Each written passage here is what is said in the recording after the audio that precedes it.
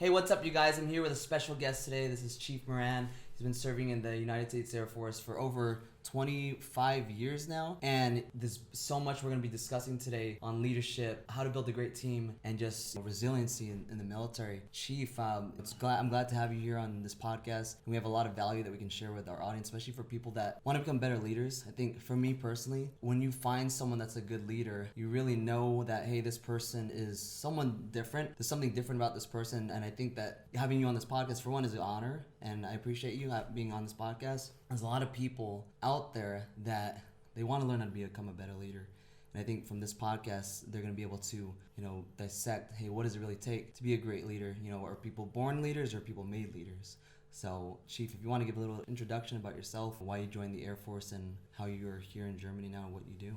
Well, thanks, John, for having me first. It's an honor to have this opportunity to sit down and chat with you a little bit, share some insights. You talk about being a great leader. I don't profess to be either. What I profess to be is someone who's just trying to figure it out. Maybe I have some traits that I can share today with you and with the audience. Maybe not. I can tell you through my failures and through what I've learned over the next few minutes, maybe some things to avoid and some things to focus on in your leadership development. I will say that I love opportunities like this just to share my experience with Airmen. I believe that as a chief, it's my job to teach as much as possible because I've made a lot of mistakes. I want to be able to share those teachable moments with as many people as I can, especially in this squadron and around this wing. So, okay. Thanks for having me. Yeah, of course. And so what made you join the Air Force, and when did you join?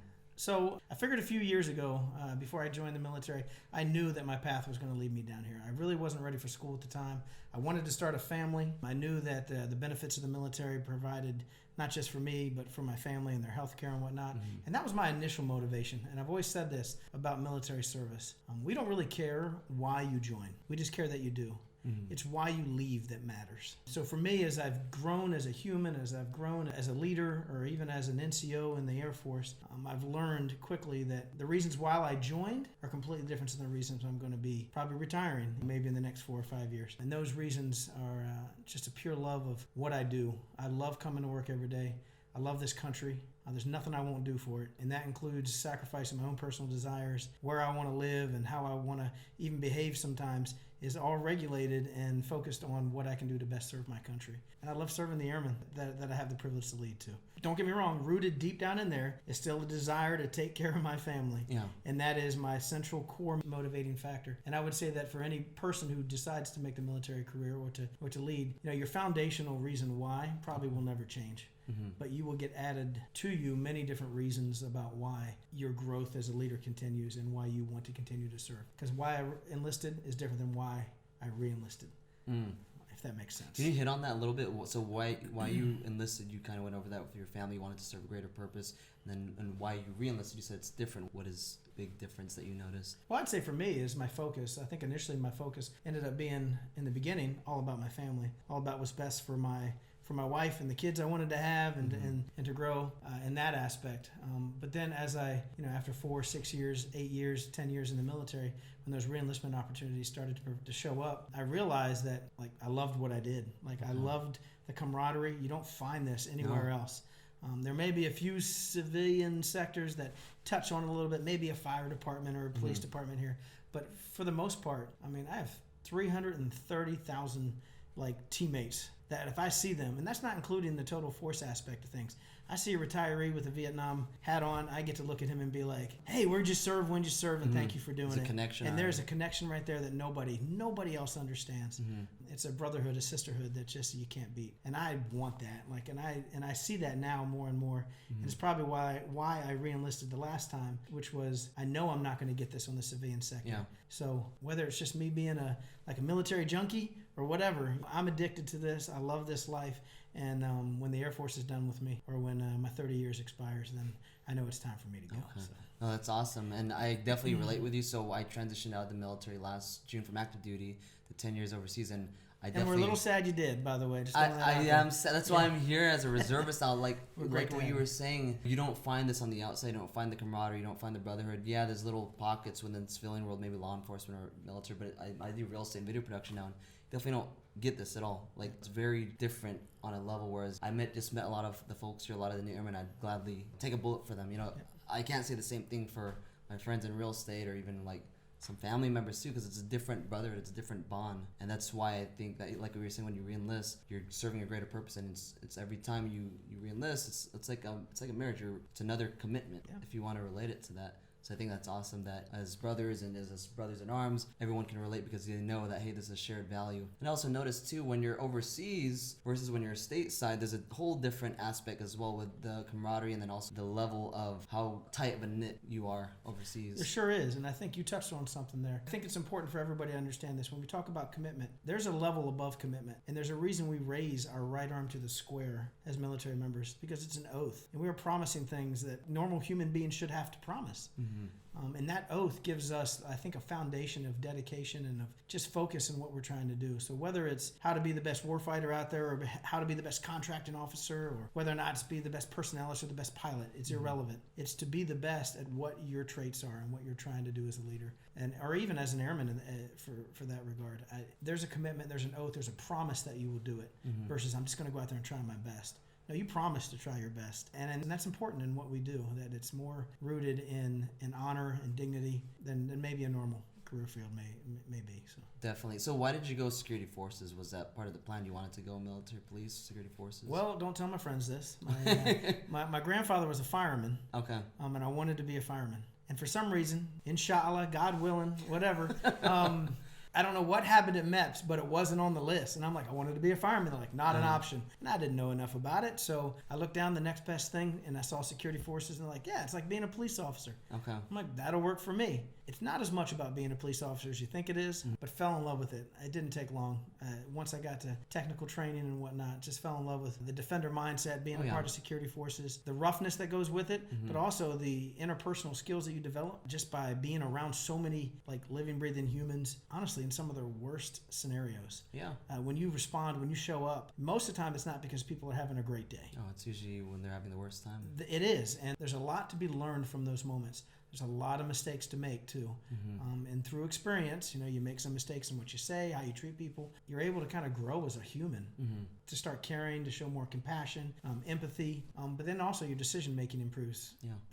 Just over time from having to make especially decisions. Under high level stress too. Yeah, exactly. So I fell in love with that. I fell in love with just the communication skills needed to succeed. I fell in love with the people that I'm working with that are trying their hardest and promising and delivering on those promises. So I'm it just became a way of life for me. That's awesome. So yeah, I completely agree with you on that. Like when I became security forces, got my beret, there's definitely a difference when you hang out with defenders versus medical or finance or MPS. Is definitely a different type of mindset there. And I think, like, for me, when I transitioned out, the stuff you learn in security forces, especially under a high level of stress, it teaches you so much that you don't really recognize until you get out into the civilian sector, because now how hard our career field can be, everything else seems a lot easier compared to that when you compare the two different stressors. And then seeing it applied in the civilian world, I think that us coming out of the military, especially, like, if you have, like, a military, like, combat background, or not even just combat, but it's, like, where you're just emergency sitting. responder. Exactly. I think that's where it makes it a lot easier for you to cope with the civilian side of the stress, because it makes it, when you're used to operating at this level of stress, everything else seems a lot easier.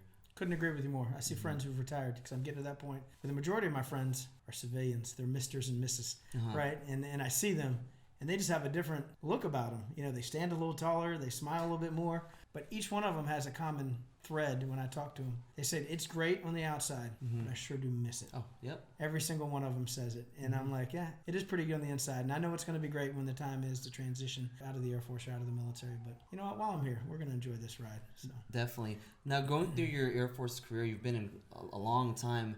What are, do you think that people are born leaders, or are they made to become a leader? Like, I know you've done a lot of leadership. What is your mindset on that, or belief on that? What came first, the chicken or the egg?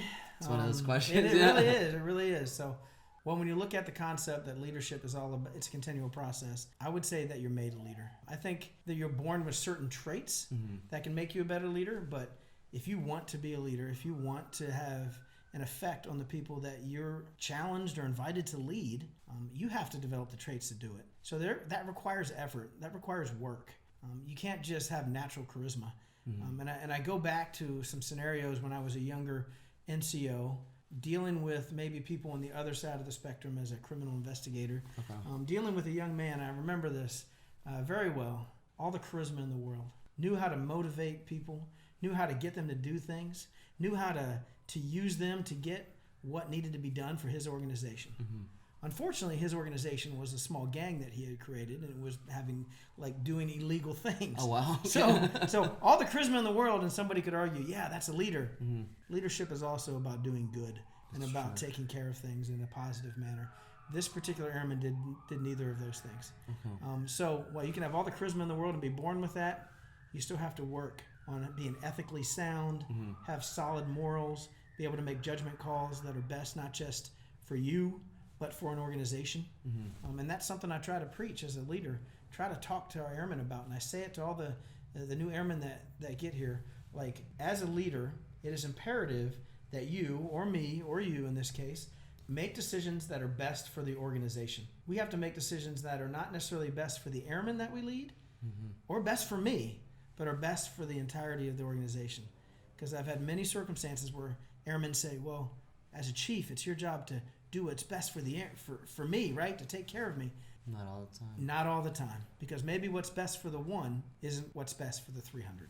The greater good. So we have to make those calls, those tough decisions, where what's best for the organization has to be priority versus what's best for the person, the individual. Now, where leadership comes into play, because sometimes that's easy for some people, where leadership comes into play is how to communicate that. How to get them to have the buy-in to realize, all right, this may not be what's best for me right now, but I can see how it's going to benefit the organization. I can see that maybe me not getting this opportunity is going to provide the unit an opportunity in the future to do some great things. Got it. So it becomes our obligation, I guess, to make sure that we've communicated that to the airmen that may be affected in a negative light or in a negative manner by decisions being made. It's like what they say. It's not what you say, but it's how you say it. It's how you communicate it across so the other person can understand in a way that's going to be beneficial for the whole group. Correct. Yeah. So. And Netflix has a series about leadership. It's called The Coach's Playbook, if you haven't seen it. The Coach's Playbook. Okay. Yeah. Coach's Playbook. It's great. General Brown has, the second he put Netflix series on his reading list, I was bound to watch it. So, exactly. So read a few books, but put Netflix on there. I'm going to check that out all day. Okay. And Doc Rivers says exactly that statement about, hey, he comes into every team and he says, hey, I'm Doc Rivers. I'm a human. I'm going to make mistakes. I'm going to make decisions what's best for this basketball team. And that means sometimes it's not going to be best for you or for me, but it will be what's best for this team. Okay. So, speaking on books, what's one of your favorite books that has really taught you leadership? And then also, what's one big mentor that's helped you become a better leader? Wow, great question. So I was just thinking about this the other day, and I've got it in my queue, and I'm going to order these for my senior NCOs because I loved it. There's a book called Who Moved My Cheese? Who Moved My Cheese? Who Moved My Cheese? Okay. It is a book that I read. You can read it in 15 minutes. And again, another great reason I liked it. But Who Moved My Cheese is a great book just about change and about who we are. There are 4 characters in the book, and it's like him and Hall and 2 other characters. I can't remember their names because it's been about 3 years since I've kind of reviewed the book. I think I gave my last copy away. And how they manage change. Okay. Because that's part of leadership too, right? Like getting your team through change. Because change is inevitable. The one constant is change in the military. We say it all the time, right? And I think that particular aspect doesn't change just because we're in the military or not. That happens in civilian life as well. No, it doesn't matter. Real estate, videography, wherever you're doing, change is inevitable. And how you manage that, how you adapt to it, and how you change to change is important to your success as a leader. So, Who Moved My Cheese? Great book if you get a chance. 15-minute read. And honestly, I took it home after reading it and gave it to my kids. Each one of them read it. And I'm talking my 10-year-old read it. And then we sat down as a family one night and just had a little family night. And we talked about who we identified in the family. And this was great about it. Who we identified in the family in the character of the book. Okay. Who are you? And, I'm this person because I don't like it when this happens. Yeah, I can see that. And we talked about it as a family and then how we can kind of overcome and grow.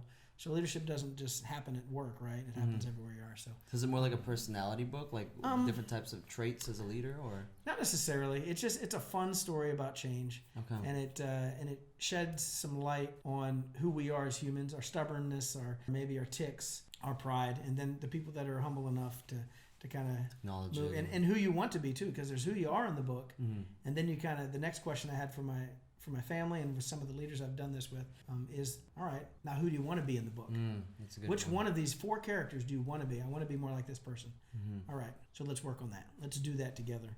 let's figure out what that's like. So And creating a process to get to exactly. that. So Okay. I think if a book, because books are great, and leaders read. I firmly believe that. You got to read. I do say, though, that all the reading in the world is irrelevant if you don't apply Yep, what you've learned. execution. A degree on the wall doesn't help. You know, whoop-de-doo, I got a master's degree in organizational leadership. Paperweight, yeah. Doesn't matter. Unless I can apply and use the principles that I've learned, and it's just a piece of paper on the wall. That's so true. I definitely agree with that. And with it coming down to learning from someone, who would you say your biggest mentor is, and why? My biggest mentor, it's going to sound cheesy, but I'm going to say it. It's my wife. Okay. She's my sounding board. She is, for all intents and purposes, the opposite of me. She is a humble leader who cares more about other human beings' feelings than I ever would. Okay, so you were low on the blue on 4 lenses. Yeah, that was exactly. Me too. We start knocking blue them was the 4 lowest lenses, one, man. Like, and honestly, according to that, we wouldn't get along. You know, okay. like, because I'm an orange, right? That was I'm orange gold too. Yeah, right. There you go. So, but she is like a blue gold, right? Okay. Or is it blue? The team one, right? Organized, then blue is very empathetic. Who's the team one? That's green. Green is So she's green gold. analytical. Yeah. I'm more of a blue orange, right? So Okay. I'm in touch with my feelings, gentlemen, and that's okay. Nothing wrong with that. Great leadership trait, by the way. Great leadership quality. I think it can change over time too. It sure can. Because when I took it, my blue was the lowest. And for those of you who don't know what the 4 lenses is, so it's like a personality test. It is. And each color means something. So green's very analytical. Orange, you're very driven, risk taker. It's usually like a lot of the guys that are like, let's say alpha or like, team leaders. Gold is organized. So you like flow charts, to-do lists. And then blue is you're very in touch with your feelings or other people's feelings. So And there's 20 different types of this test you can take. It's based off the Myers-Briggs personality test and whatnot. So you can be an EFQM and all these other different types of things. There's a new one out there. It's really good. I can't remember the name of it right now, but it is. There's a lot of good personality tests out there. And again, those personality tests are great to help you identify who you are. Yeah. And the last thing you want to do is identify somebody as oh, you're a blue, so you're going to behave this way. No, it just helps you adapt maybe your presentation or how you communicate. It's like putting glasses on to Exactly. be able to talk to that person how they want to. Exactly. It's almost like the 4 love languages. It's kind of like that too. Another great book, by the way. That is a good great book. 4 Love Languages. If you haven't done that one, be If ready you're for married it. or you're dating, definitely read yeah, that one. Definitely. So my wife's in trouble, and the reason I say my wife's like my best mentor and the person who shaped me as a human, she knows my 4 love languages. And unfortunately for her, it's like all 4 of them. So Well, I think you're all of them, but it's like some are stronger or higher than the others. Yeah. So It's like with the 4 lenses too. You're technically all of them. It's just some is like lower, like exactly your weaker exactly. points too. So But yeah, I think her would easily be my number 1, my mentor. So. okay, cool. I've had some military mentors. I've had the privilege of working with like Chief Bass in the past. We've done some work together on defining like airmanship, and worked together at Ramstein when we were on a council called Total Force Development. And she came and taught at some of my PDSs, my professional development seminars. Okay. When I was a career assistance advisor. So she's been an influence in my life. I've got a really good friend who I was a career assistance advisor with. His name was Etienne Toussigna. Okay. And even to this day, that I know I can reach out to him and he will give me an honest answer. He's Sweet. not in the Air Force anymore, but he was a dealer of honest and integrity. And then there was a good friend by the name of Amber Mitchell, who's a chief about to retire. She's in Space Force. She made the transition from Air Force to Space Force. She's done some big things in the military, but she has been just a model example of perseverance, of someone who always has a positive attitude, puts effort in, works hard for the right reasons, great family, and just like knows where her priorities lie. That's and good. I've always respected that. So that's somebody that I've always reached out to when I just have questions about, hey, am I doing the right thing here? How do you think I should approach this? If you don't have that in your leadership toolkit, then Definitely go out you and need to find find those them. people. Yeah. And find the people that'll tell you things you don't want to hear. Yep. Those are the best. Those are the best. Yeah. And they may start out as enemies, and they become frenemies, and then they become your best friends and your most trusted advisors. Definitely. Yeah, I definitely feel like when you surround yourself with the type of leaders that you want to become more like, or the people that are going to help lift you up to be the best version of you, that's when the growth really happens. They say that you're the average of the people you surround yourself, the most conversations you have. Those are the types of people that you're going to become. 100%. I tell the airmen this. Chief Gaylor says this all the time. He tells airmen, I can predict your future. I want you to count your 5 best friends. And who are they? Where are they? What are they doing? Are they, in today's world, are they education-focused, development growing? Are they challenging themselves physically, mentally? Are they good, sound, moral human beings? Or do they only care about the next party? Do they only care Yep. about the next event or what's in it for them? And if it's this group, then you're probably in the right group. If it's this group, then you need to find the other group that's going to get you to where you want to be. Yep. You are the sum of your 5 closest friends. That's definitely true. And it's so true. I've seen it too many times. And I'll tell people this, and I tell the new airmen this when it comes time to like make friends, or when their lives are going maybe in a different way, that they need to find themselves the friends that will lift them up. Oh yeah. John Maxwell talks about lifters and leaners, and there's a great poem out there if you ever get the chance to read it. Okay. The difference between lifting and leaning. Lifting Are and you the leaning. person that's leaned on? Are you the leaner, the person that's always leaning on other people? Mhm. Or are you the lifter, the one that's helping others pick up and raise their game? Yeah, So, check that out. yeah, it's a great poem. Okay. Speaking of building teams, I think that'd be an awesome topic to go over a little bit. Let's do it. As a chief, how do you build a team that is very, because we all want to work in an environment where everyone's positive and everyone's a go-getter, but not all the time you're going to have people like that. So how do you, for one, build a great team or motivate those people that are not really where they need to be at? Well, if you can shape the team, that's a great start. Most of the time, being able to pick the team is not really an option. You're going to be given your team, much like your family. You're going to be given your family. You're going to be given your team, and you got to figure out how to work with what you've been given. And one of the great ways that I've seen, I read a book a while ago called "Counseling with Councils," and it's all about this mentality of how a council is the best way to develop camaraderie, unity, because that's really the goal of a team, right? To be unified in your effort to what you're trying to accomplish. And as a leader, it's imperative that we, as leaders, figure out and know exactly what is on the mind of the people that we're supposed to be leading. So I say this, if you're ever in charge of a council or a group, or the military likes to use the term working group or tiger team, whatever you want to call it, right? Whether or not if you sit at the head of the table or not, find your way to a different seat. Sit in that seat and then come up with the problem. Identify the problem statement. Everybody knows how to do that. And if you don't, just Google it, right? Or ask somebody else, what's the real problem? Ask why a bunch of times to get to the root of the problem. Okay. If you still can't get there, go into that group and say, what's the problem? And then sit back and listen. Don't say a word. Let them play ping pong with their ideas. You may have the solution to the problem, you may have it identified, but you may think you know the problem and then realize there's actually a deeper rooted problem. You walked into it with blinders on. So say you know the problem, you walk into it and you say, and through experience, you know the solution to the problem. What costs us time will hurt us in team unity. So, and what I mean there is, if we're willing to get right to the challenge, this is what we need to do, and you have the answer as a leader, you're going to break down unity and cohesion in the organization. Okay. So, my recommendation to any team, I'm going to wait for a second. Is that all right? Sound of freedom, you guys. Yes, it is. That's Amen, brother. beautiful. What I like to do is, once I've identified the problem, is go around the room and say, I'd like to hear from everybody in the room Get their feedback. and what they think the solution to this problem will be, Okay. and how we can fix this as a team. And what I'll find is as I'm going through the room, they will get to what I think the solution is. Right? And then as it continues to go through the room, they'll be like, yeah, that's a good point. But what if we did this too? And then next thing you know, they're throwing up ideas that compound and increase the original idea that I might have had in my small brain bucket versus the combined effort of maybe 14, 12 different brains in a room trying to get after the same thing. So when it goes around the room and it comes back to me and I've written down all these answers, and by the way, when I say ask everybody, I mean ask everybody and require an answer from them. And that means being okay with awkward silence, staring at them and going, Like, hey, well, wait. tell me what you think. You know? and they may be the most meek, humble human being in the room, and that might be the human that blows your mind. And like, oh my gosh, that was the answer we needed. And that includes the person maybe you brought in as the recorder. If they're sitting in the back and their job is to only record, turn to them and say, okay, what about you think? What about you? Maybe the lowest ranking person, or what somebody may think is the most insignificant, because nobody's insignificant when it comes to ideas. It could be the guy who pops in to empty the trash. Hey, since I got you for a second, what do you think? Say, I don't even know what we're talking about. But sure. Yeah, right? Get advice from everywhere. Combine it, look at it, sit on it, and I promise you that the idea will not only be yours, it will be 10 times better than yours. And the beauty of that is, because you haven't shared your idea yet, is that when you say, what do you say if we did this, this, and this, and we combine it, the buy-in there, you can't buy it, for lack of better terms. It is, right? You get buy-in, because now it became their idea, not yours. If you come in with just your idea, that's exactly what you're going to get. Okay, we'll do it because the boss just told us to. But when they provide the idea and the solution, they're motivated to see it through to the end. It's the buy-in right there. It is. And that takes time. So don't sacrifice that time for the easy fix. Okay.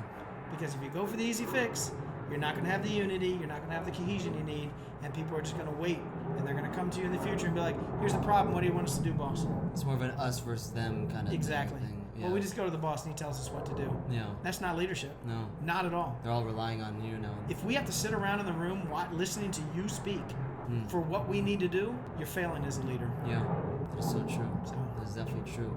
And I think that's what makes America and even like the United States military one of the greatest in the world, is because we're such a melting pot of different experiences, backgrounds. When we bring it all together, we're like a conglomerate. You know, everyone, like you said, you want to hear from everyone. If you relate it to business, you want to hear from the janitor all the way to the CEO. What ideas do you guys have that can help make this mission or the vision or what we're trying to accomplish even better? Because maybe what I thought might have been my good solution, but maybe this other person thought something better. When you get multiple people thinking of a solution, like you were saying, if you use all of the solutions that are in favor of the problem, it's going to give you buy-in. So I think that's so great that you said that. Yeah. That's awesome. It's tough to do in the military. We get trained to make decisions, to make them quickly, and to live with the consequences. Yeah. But when you have the time, take it. Use it. What do you think makes a great team, a great successful team? I think humility. I think there has to be the ability, not just amongst the leader, but amongst the teammates. And this is something that you have to kind of shape within the team. You have to see who's not humble, who is humble. But you need to have humility to be able to be open to other people's ideas, other concepts of thought, other backgrounds, are going to bring different perspectives and beliefs, right? Yeah. I think that's a great way of putting it. But I think if you don't have humility in the room, if you get 14 alpha, types in the room, unless those leaders have humility, it's doomed to fail, right? So you need to be humble as a leader. You need to be able to, even if you know you don't want to do that, you need to be able to sit there and listen. Some of the greatest leaders that I've ever witnessed are those that just sit and listen and look for what they can agree on. Okay. I once heard a leader say, it's all right to disagree without being disagreeable. And I think that's Agree so to true. disagree, right? Yeah, and it's okay to have a different perspective.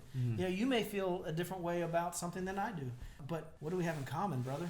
Yep. You know what I mean? We wear this uniform together, and that makes it easy for us, right? We know we both raised our right hand. By the way, I got to see this great American raise his right hand a couple weeks ago to defend and support the Constitution of the United States of America.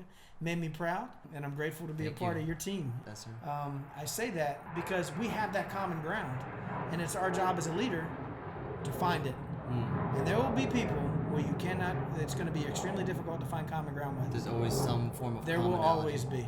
Okay. And it's nice in the military that we have the oath, we have this uniform to kind of fall back on what's over our heart, right? These words, the United States Air Force, because that's what, for us, that's what's supposed to matter. So, That's where that trust and that brotherhood camaraderie comes into play too, where you won't really find elsewhere too. So now going back to as far as leadership and throughout your career, what is one pivotal moment to where you were like, wow, I really learned a lot from this failure, as a leader or even as a person? So I say this with a little bit of emotion. I had an airman that I was a newer supervisor. I'd already been supervising for a year or two. I wasn't leading. I was supervising, by the way, because I was failing in the leadership department. Okay. But I had a particular airman who, when we went to our mandatory training, failed to show up for training. And my flight chief asked me, hey, where's Airman so-and-so? And we'll say, for this story, let's say Smith. Yeah. Right? Airman, where's Airman Smith? I don't know, sir. Well, let me find out. This is before cell phones, or before they were super common, so I didn't even have a cell phone, right? Okay. So eventually, I made some phone calls and I figured out, all right, he was doing school. That's what he told me. So when he came back to work the next day, I had a very one-way discussion with him about where he needed to be. Okay. And he wasn't happy with the conversation, but he knew the expectation after that. And he made a comment to me. He's like, well, you can't deny me my education. And I remember I was so proud of myself, patting myself on the back, because I had the best one-liner to this day. Because I looked at him and said, son, your education begins today. And I thought, yeah, good for me, Staff Sergeant Moran. You really got it figured out. So my pride, really sank in. And I educated him, what I thought was educating him on his responsibilities as an airman and whatnot. And the way I went about it just wasn't really the best for the relationship. Okay. Well, he showed up to the next training, and he was there. But he wasn't there. Okay. He went through the motions, right? And I noticed it. Everybody noticed it. Well, we come to the next month. And by the way, previous to this, there had been some issues with him not showing up for training for school. Okay. Well, he goes to the next one, and he knew he cannot miss training again. He didn't show up to the next training after that. Okay. All hell and fury was coming. Staff Sergeant Moran was ready to act, right? And I realized very quickly that I needed to fix this problem, and I knew it right deep down in my core. This is my responsibility. So I was ready to get him. And I remember, this is where I go back to my wife being my greatest mentor. I remember going home and like digging up his number and getting it out and making a phone call. Where were you at, Smith? And he's all like, oh, I'm sorry, sir. My kid's in the hospital. Oh, wow. Right. And I didn't know how to react as a leader. And I thought to myself, off guard. Yeah, it did, right? And I didn't know how to react. And I sat there dumbfounded with like the phone in my hand, like an idiot. Luckily, my wife knew what to do. So after she kind of took over, right? Because I didn't have the common ground with him. We hadn't developed that. We haven't connected. It was more of a one-way conversation. It was, always, right? And so I failed. And I knew that. And I knew that right then in that moment. I didn't know what to do. Luckily, my wife did. She's like, all right, you know where he lives? I was like, I do. And she's like, okay, I'm going to whip up a meal. We're going to walk it over to his house because he lived on base just like I did. So we walked it over to his house, delivered a meal to him and his family. While he was at the hospital with his kid. And when I say at the hospital, I checked into the hospital, not just went to the ER because tummy wasn't feeling good. Like checked into the hospital, like doing tests and things like that, right? Wow. And it was there for a couple days. So we brought a meal over that night. This particular airman didn't know how to react. I didn't know how to react. Needless to say, as a leader, it's all right to cry. Yeah.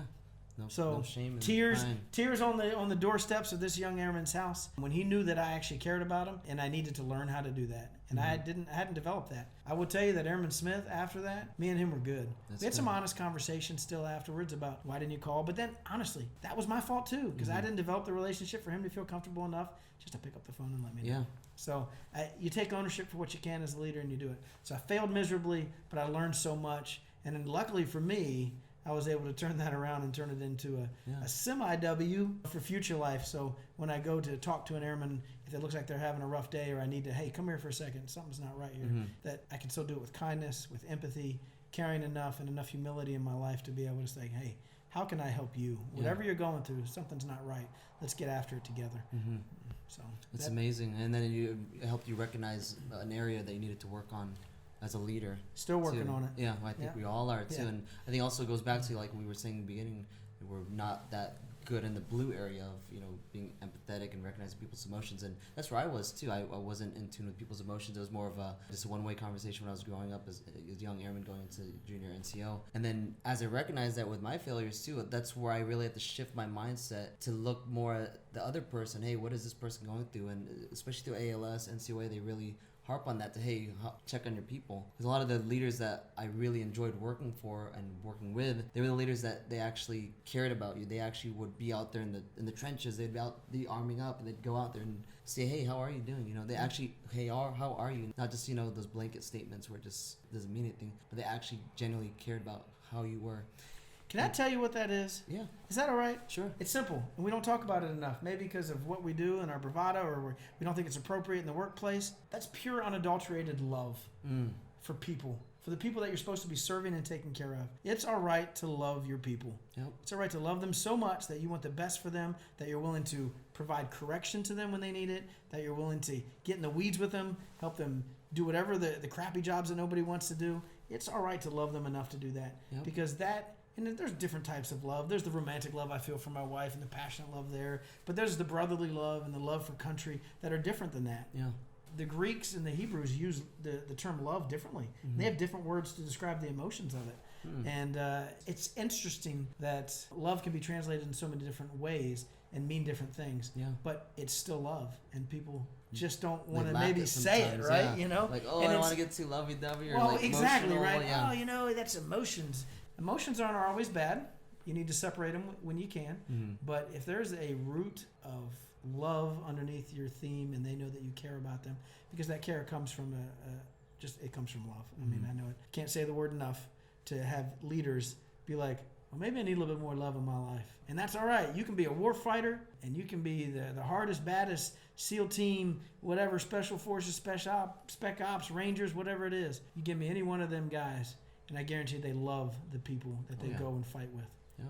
Just deep down, if you don't, love. They fail. When That's- their own pride and stubbornness get in the way is when high-performing teams like that, egos and whatnot, start to take place when they fail to love the people that they're supposed to be working with. That's 100. One of my brothers, he always says, ego is short for edging God out. When you're edging God out, that means you're putting your own mindset and you're getting big-headed instead of just thing of, hey, how can I help other people? I might steal that if that's all right. No, definitely. I like it. God, Hashtag it. Definitely. Whatever. It's always a great one. And I don't even know what hashtags are, by the way. That's pretty cool.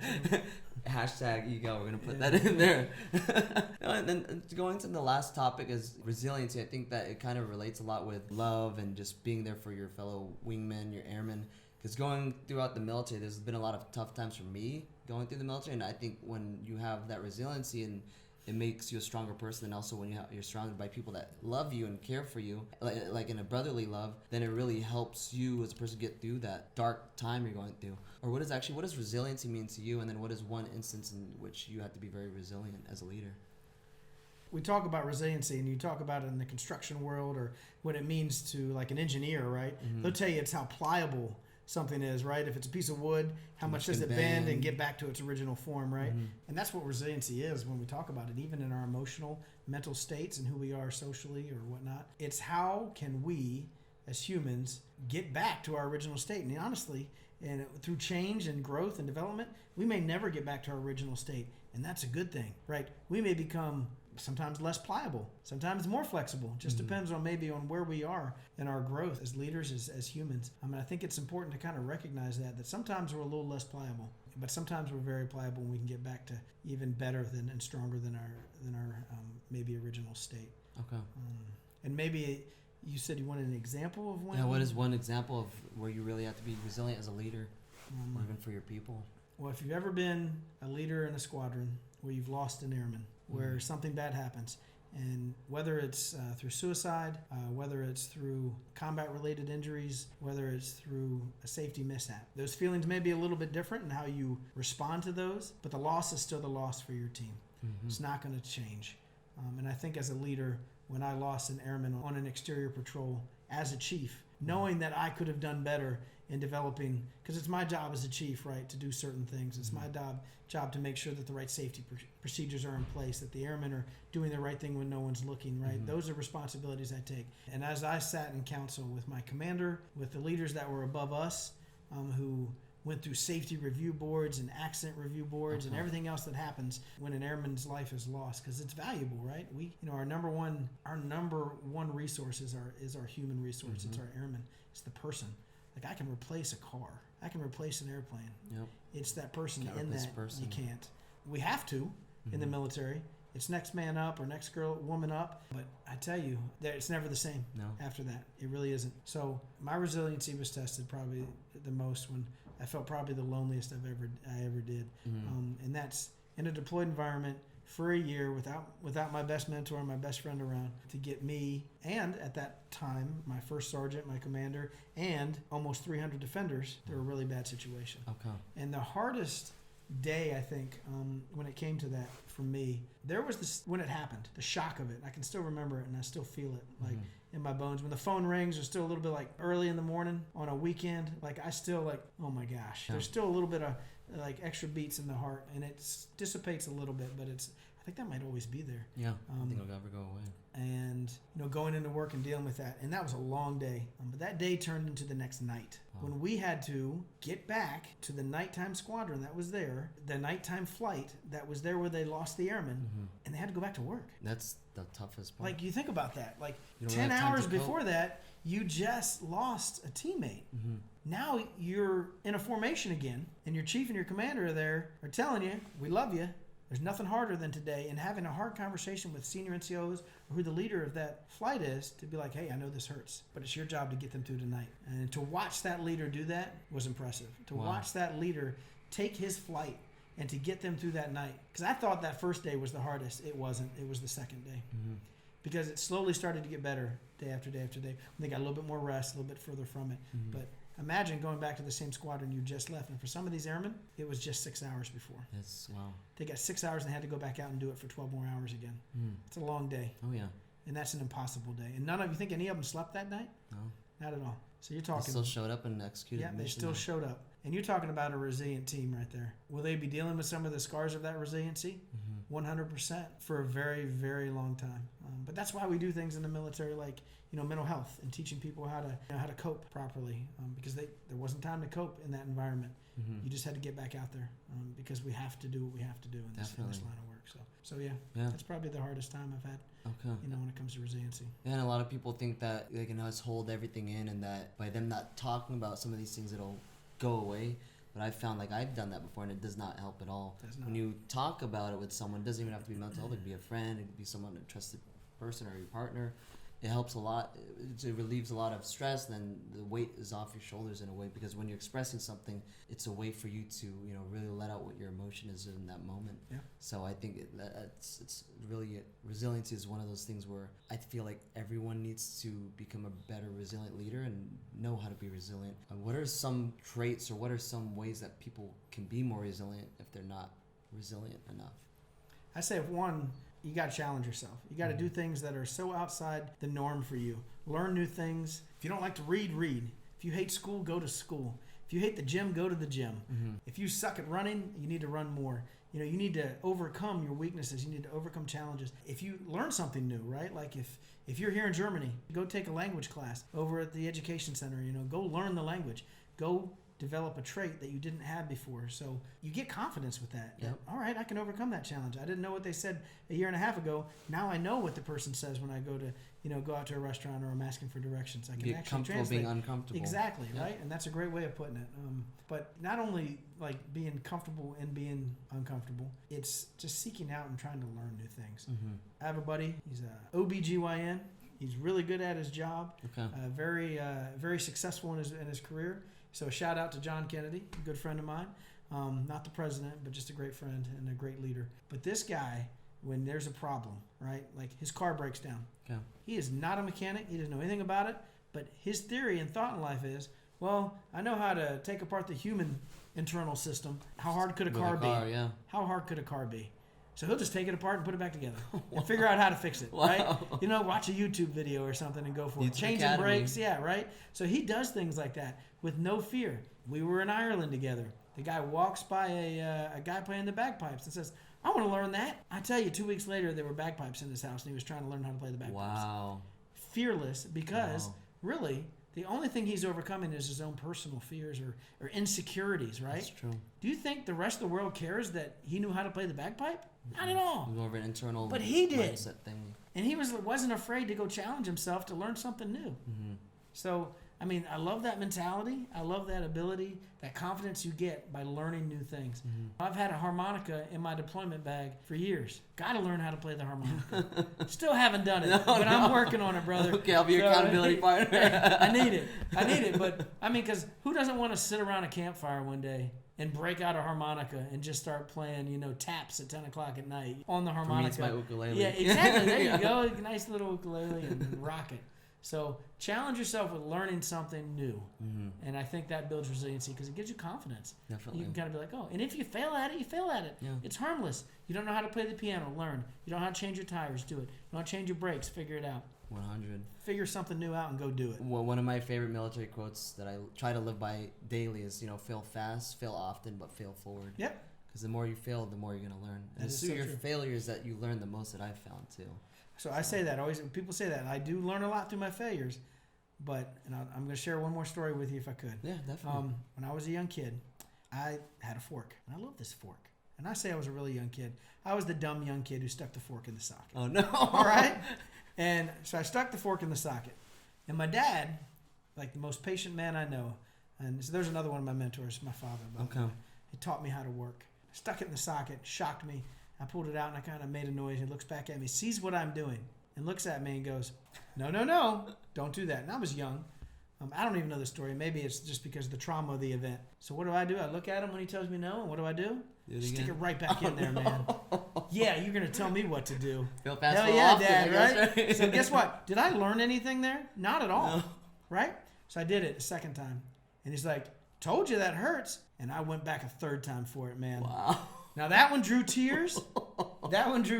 So I say that because after that drew tears, I knew not to do it again. And he's like, I told you, not a good idea, And this is how he tells the story, right? But he uses that with as a positive way to focus on my stubbornness, to do things, to figure things out. Because I didn't learn anything until the third time. until I finally did it right, which was not sticking the fork into the electric socket. So yes, we do learn from our mistakes, but we don't truly learn until we've done it right after our mistakes. That's so true. That is so true. Hey, well, I appreciate you sharing all of your experience and your leadership and just the stories that you were able to share with our audience too. I'm sure it's going to help a lot of people out there that are wanting to become better leaders, and just maybe they're in a place in their life too where they maybe need a little more resilience, or maybe an accountability partner, or someone they can reach out to. So I hope this spreads awareness to that as well. But to close things out, if you could go back into the past and tell your past self something that you learned that would help you be a better person in that time, what would that be? I think to be a better listener. I think I would have listened. And maybe we go back to that fork in the electric socket. 3 times charm. I think there's an occurring theme in my leadership development. And I wish I would have developed listening traits. Not hearing, because I hear my wife all the time. Mm-hmm. I'm not sure if I'm listening sometimes. It's like when you're out yeah, the other exactly, side. right? So I say that because I wish I was a better listener. I wish I was better at being inquisitive, and hearing what people are saying. It's something I have to really, really work on now. And I'm trying to do it, and I try to do it better every day. But I've operated from a disadvantage on that for years because I was stubborn, because it's my own pride. And maybe there's a humility connection there that I think is imperative that we have to develop. But listeners, it's vital. It's vital to your success. And I wish I could go back and teach myself to listen a little more. Maybe I would have chosen a different education path. I took the school of hard knocks, to get where I'm at. Sometimes that's the best method. It is. But there are people who got where I was by the time they were 26 years old. We still got there. Yeah, exactly. So we all take our own journeys. But if I could go back in time, I would tell my young dumb self to be like, "Hey, Jared, you need to listen a little bit more, brother, because it's going to cause you some pain in the future if you don't." So. Okay. That's a really great point. Well, thanks. Thank you. I hope you guys enjoyed this episode with Chief Moran. A lot of great lessons on leadership, resiliency, and how to build a great team. If you guys enjoyed that, make sure you guys subscribe to this podcast and reach out. Also, where can people find you? Maybe if they want to reach out to you, or a website or email or something that you. I really don't have a website, but I got an email. If you want to hit me up anytime, JSMEAS Moran @yahoo.com. There you go. Thank you so much, Chief, for being on this podcast, and I appreciate it. Of course, brother. Thanks. Thank you.